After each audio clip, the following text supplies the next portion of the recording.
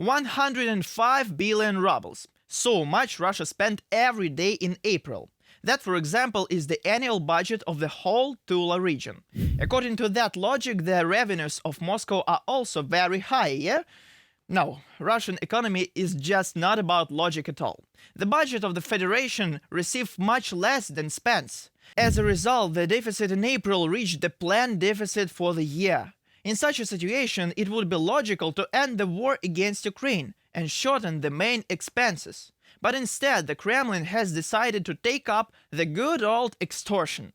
In the parliament, they want to introduce a tax for super profits of the past years. This literally undermines one of the main tenets of the law, retroactivity. Moreover, even Russian economists do not know what the authorities will decide to call super profits. Since the transition from the USSR to Russia, or an independent state, officials have always looked for and found a way, under what slogan to withdraw, as it seemed to them, the so-called super profits. But what will they call super profits? The bandits of the 90s, in general, acted in the same way. If you think that they just came and took the money, it wasn't like that. They always justified their actions. Moscow is also desperately looking for money because the regime's main financial source, oil and gas revenues, has disappeared.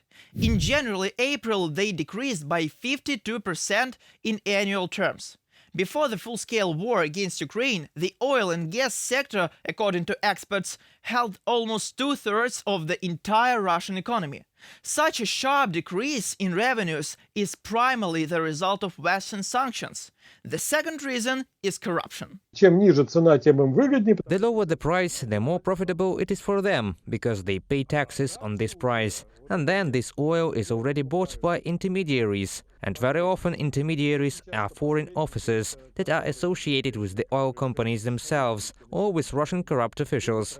Another indicator of the Russian economy's decline is the total lack of transparency and chasing figures. For example, the authorities officially declare a record low poverty rate of less than 10%. But according to economists, in fact, this figure is twice as much.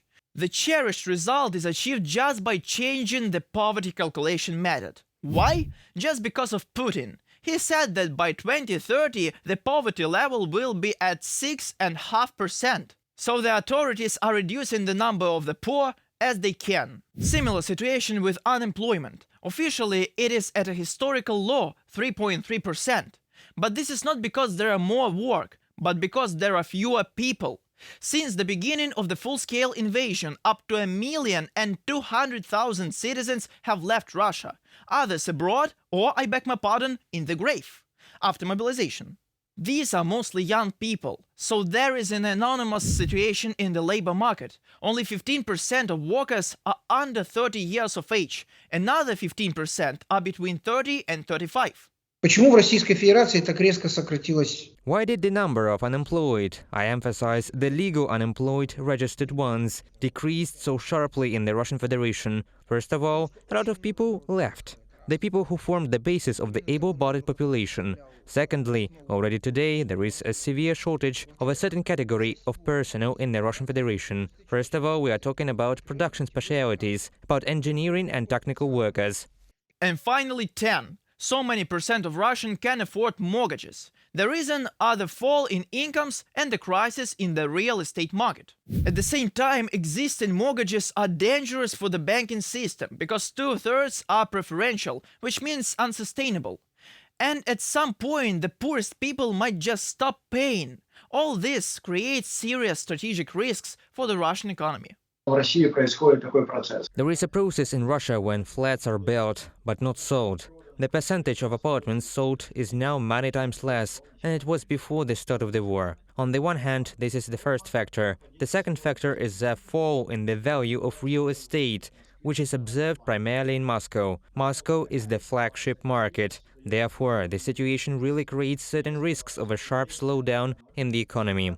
Yes, the Russian economy did not collapse in the first month of the full-scale war against Ukraine. But what's been happening here all this time is an attempt to delay the inevitable collapse at the cost of the well-being of future generations. Danilo Kobza, UATV News.